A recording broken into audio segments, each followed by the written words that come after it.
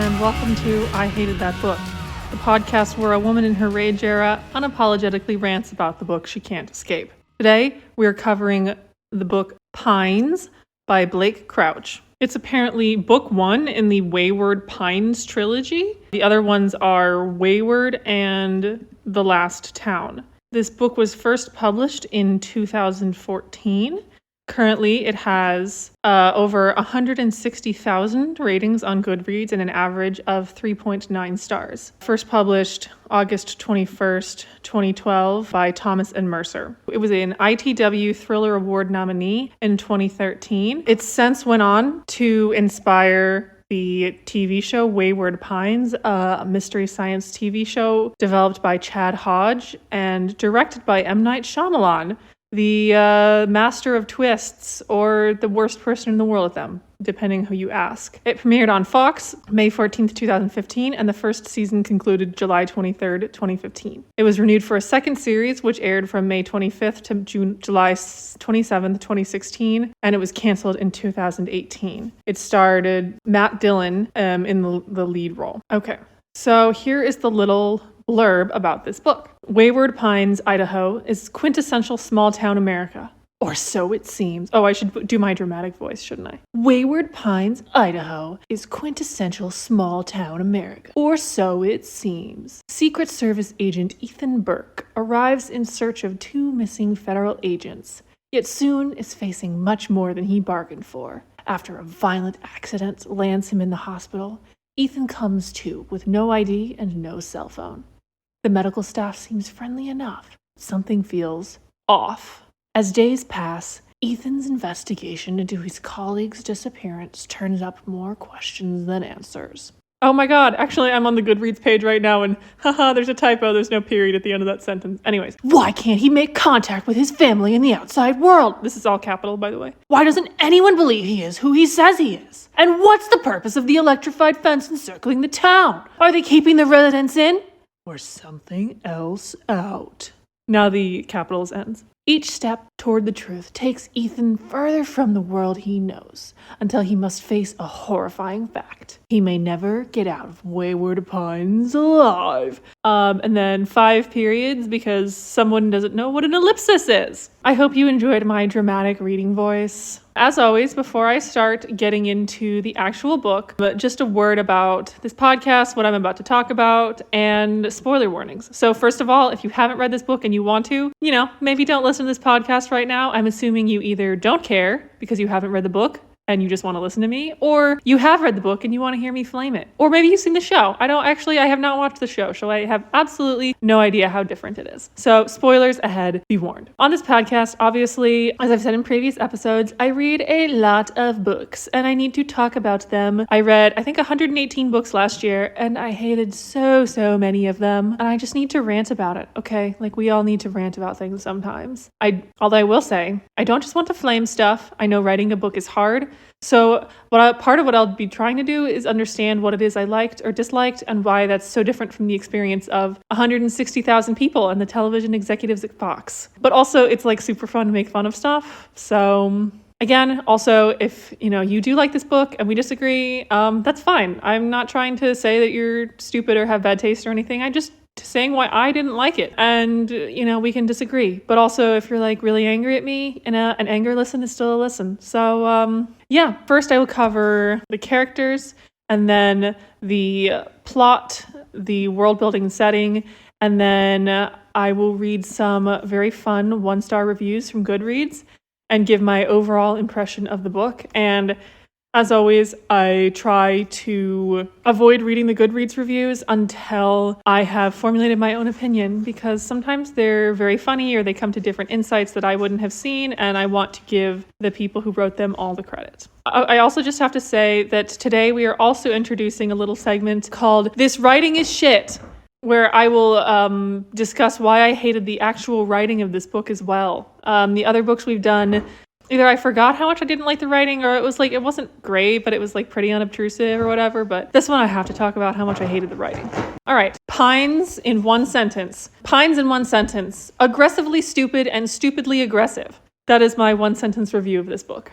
The writing was so choppy. It was just sentence fragments in new paragraphs. And it was just unbearable. It's like trying to be intense and like dramatic, bum, bum, bum, but like just having a bunch of sentence fragments is not intense. That just makes me want to throw the book across the room. It doesn't make me want to keep reading and be like, oh my God, what's happening next if I don't know who the subject of the sentence is. I don't know who told this man to write this way. I think it's a man. I also just found it so full of cliches and full of nonsensical crap. For example, I think on page 1 or something, the character wakes up and it's like, oh my God, like, I feel like I got hit by a truck. Haha. And, like my face is all beat up and swollen and stuff. I think my left eye is swollen because I'm seeing through a slit. So now I would just like to have a challenge for all my listeners to right now, just like take one eye and just kind of like close it a little bit. Are you seeing through a slit right now? No, you're not, because that's not how eyes work. That's how video games work. Right? On TV, when they have a character waking up, it's always like you see through slits. But that's not how eyes work, really, okay? You're not seeing slits. You can see your eyelashes a little bit, but like you can't see slits. It's just so dumb. Who even wrote this? Why? Why is this a thing? So that's my complaint about the writing. So now I have to move on to the meat of it, the characters. The main character's name is Ethan something or other. Can't remember his last name, because why would I? And most of my attention is going to be focused on this man because the other characters are not really characters. They're just sort of there. I will get into that. So Ethan is, as the little blurb said, a 37-year-old Secret Service agent who wakes up in this small town. I just have one question, and that's, why are we rooting for this man? He is a confessed adulterer who has cheated on his lovely wife with his coworker. By the way, the coworker he was sent here to find. Why are we rooting for this? That's what? And a war criminal. So, adulterous war criminal. Makes your protagonist so sympathetic. He has no personality other than I'm FBI. I mean, I'm Secret Service. I don't know why he's Secret Service. It doesn't actually make any sense, really. It kills me. He's so violent. And then there are some instances of shocking violence in this book where other people are violent, where there's mob violence, and he's sickened by it. He's horrified. He's disgusted. He's hearing someone being beaten, and he just can't handle it. He just is sick to his stomach. And then his next thought is, I'm going to kill whoever did that. I'm going to punch their face in. And you're like, do you hear yourself, sir? Are you hearing yourself? There is so much violence in this book, and I think this is an element of male fantasy. So in female fantasy, by that I'm not meaning like a fantasy novel written by or for women. I mean books that appeal to, that through which we can vicariously live out some fantasy. So for a lot of women, romance novels are a romantic fantasy about having this idealized partner. So that's a very female focused fantasy. And the research bears this out. The main people who buy romance novels are women and read them. That is a fact. So I have this suspicion, because I've read now several books and series that are written by men for men, and often when they're thrillery kind of thing. The Dresden Files does this a lot too. The main character just takes so many physical beatings throughout the novel. You are by the end, you're this man has died 12 times.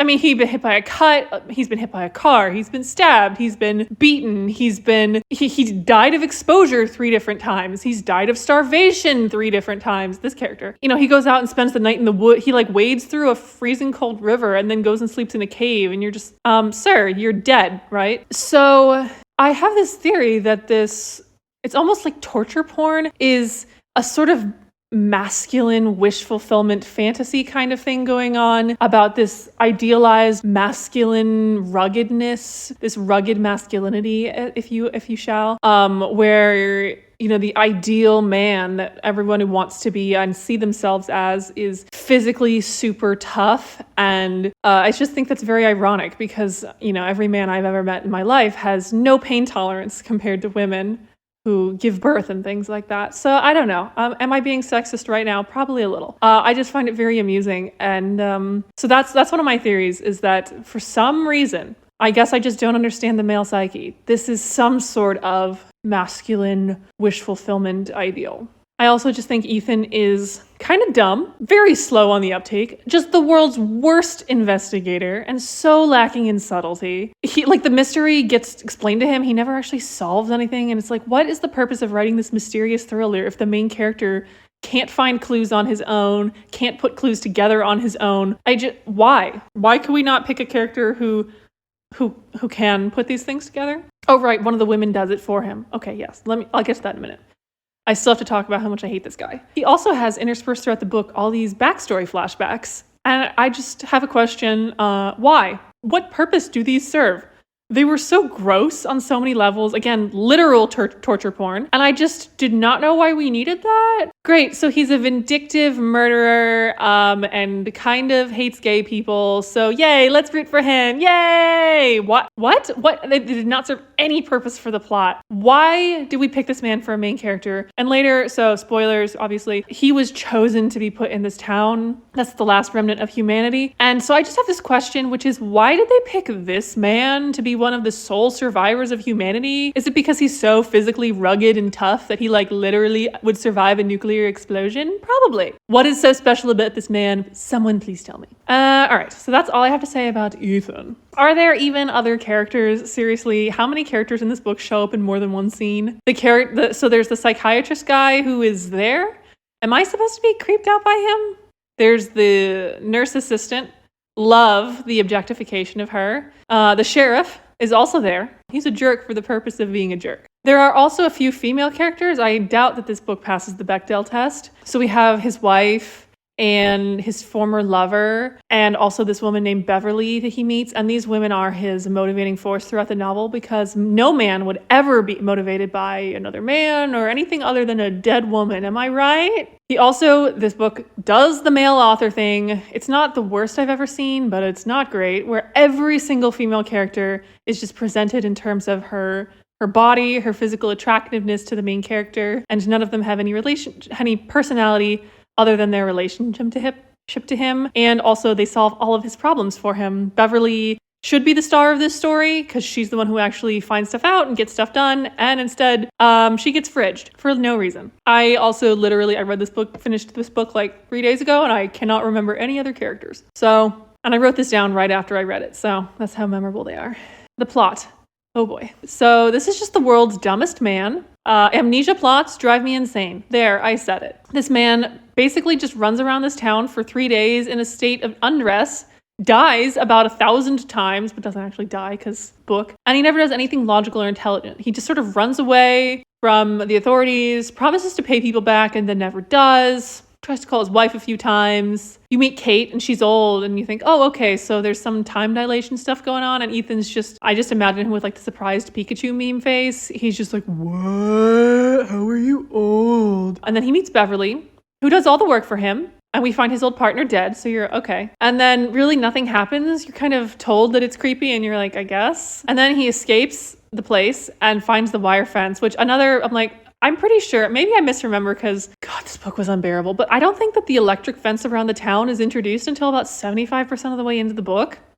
So way to go spoiling stuff, because nothing in the first 75% is interesting, back cover copy. So he then escapes, gets outside the wall somehow for reasons, and finds these creatures. And is never like, oh, yeah, okay, that's what's going on. They have a giant fence to keep these, man-eating creatures out. Yep, that makes sense. They have to explain it all to him. And I'll get into that in a second more with the world building. Basically, it's been 1,000+ years since civilization died. And then they explain this all to him. And they put so much effort into convincing him that this is what's going on, that they bring him in a helicopter from Idaho to Seattle and are like, hey, look, this is what Seattle looks like now. And they bring his drugged wife and son in the helicopter with them. And you're like, what? Why are the creatures? Why is it not enough just to show him the creatures that he already fought? I would be pretty convinced by that, okay? And then there's only 1,000 humans left. And then they just let the sheriff die. And you're like, what? Why are we being so cavalier about human life if there's only 1,000 of you left? Someone please explain to me what is so great about this man and why we want him as a replacement sheriff, because that's how the book ends. I'm so confused. So the world building, oh my God. So the twist that M. Night Shyamalan loved was that, oh no, it turns out that this creepy town is creepy because 1,000 years ago, sometime in the last 1,000 years, all of humanity died. This guy planned for it ahead, and he like put all these people in suspended animation, and then they wake up 1,000 years later and the world is overrun by these creatures that are basically what humanity evolved into, that are like, I don't know, giant bald werewolves kind of that devour people. And so they have this town and it's the last refuge on Earth from them. And so that's what's been going on this whole time. That's the twist. Great twist, right? Yeah, so good. The reason that the town is so creepy is that the people can't know that they are the last remnant of humanity. So they're not allowed to talk about anything. And if anyone disobeys, they have to kill them to maintain the harmony of the town. So that's the world building. So it's been how many years? And humans have completely evolved into the Demogorgon? Are you sure? Do you know how science works, sir? What happened to the rest of humanity? Don't ask. Okay. The town. Can we just talk about this too? Why? He kind of lampshades it. The character does ask, like, why can we not just tell people that they are the last remnants of civilization? And then it's like, oh, well, like they all offed themselves and they're so depressed. And I was like, really? I kind of highly doubt that. Why is Ethan so smart that he gets to know this, and vicariously also we, the reader, get to know it? So we are better than all the people in this town, I guess, somehow, which is like, what? Why would you pick them if they weren't going to be mentally stable enough to rebuild humanity? And if you have, so there's only like 1,000 people left, right? Why are you being so cavalier, just being like, oh yeah, like murder people who don't fit in? What? There's only 1,000 of you left. If the people are like, oh my gosh, something's wrong, I can't do this, put them on border guard. There's people who work outside the fence doing border, put the people who are unsatisfied out there. What? I just think the sudden mob violence is the dumbest solution to intransigence I have ever heard. I just thought this whole thing was the stupidest world building I have ever seen in my life.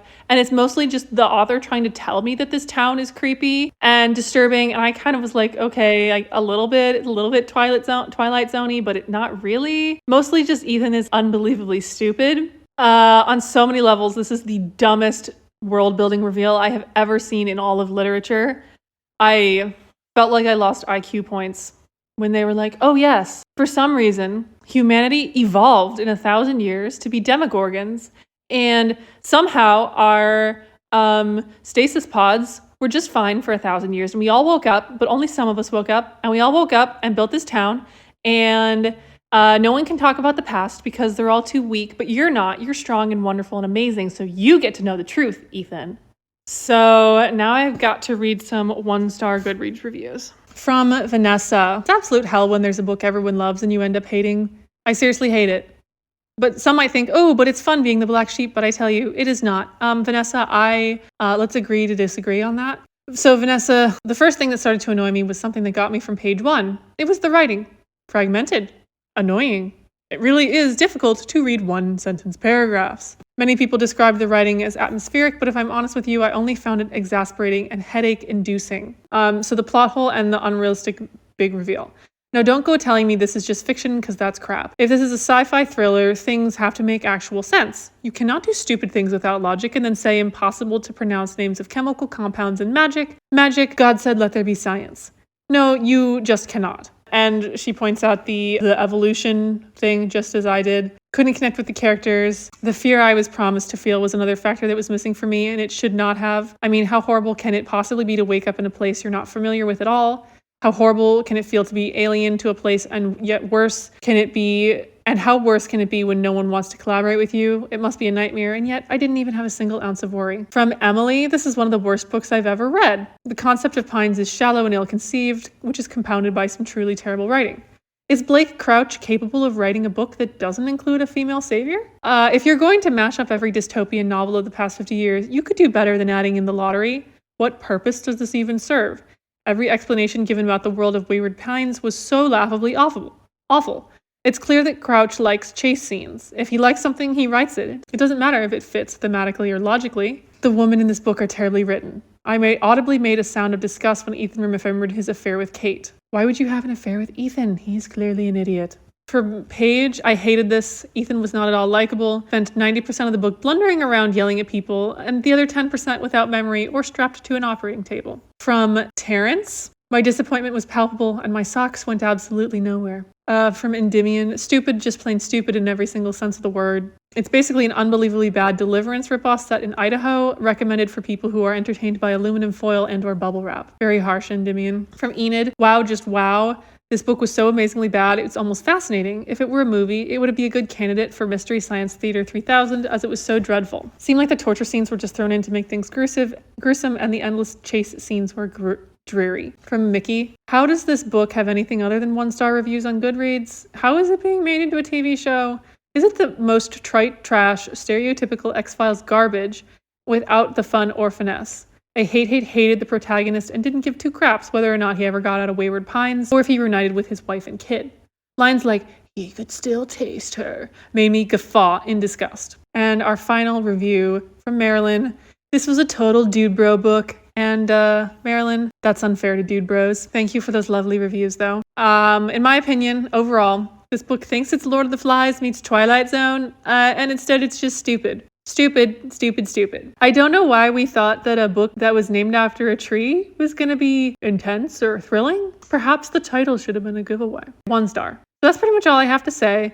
Thank you so much for listening to this episode of I Hated That Book. And here's my gentle reminder to support your local libraries. I got this book, like most of the books that I read, from my local library. In these troubling times, libraries could use more support. So, patronize your local library if you can.